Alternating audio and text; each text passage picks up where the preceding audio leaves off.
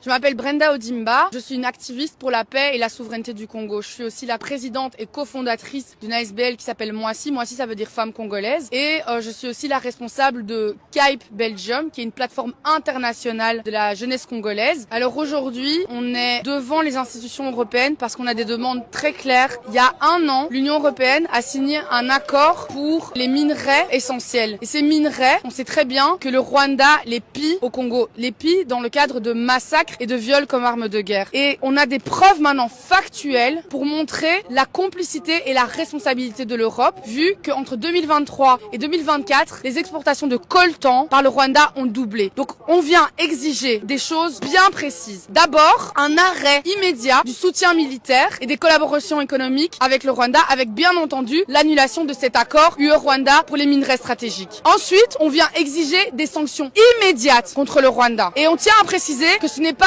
une guerre Congo-Rwanda, une guerre ethnique. C'est bien quelque chose de bien plus grand que ça. C'est un génocide qui a lieu depuis près de 30 ans avec le Rwanda et l'Ouganda comme proxy. Et on tient vraiment à ce que, à ce stade-ci, on ne parle plus de conflits, de violences, de 6 millions de morts, mais qu'on dise les termes. C'est un génocide qui a lieu depuis près de 30 ans. Il y a 7 millions de déplacés internes et on peut dire qu'il y a au moins 10 millions de morts. On dit stop au silence médiatique assourdissant et au faux nombre, à tous ces mensonges autour de ce génocide. On veut plus entendre le terme de conflit. On veut qu'on parle de génocide. On veut qu'on parle de au moins 10 millions de morts. On veut qu'on parle des 7 millions de déplacés internes et on veut que l'Europe arrête d'être complice, voire même responsable de toutes ces souffrances.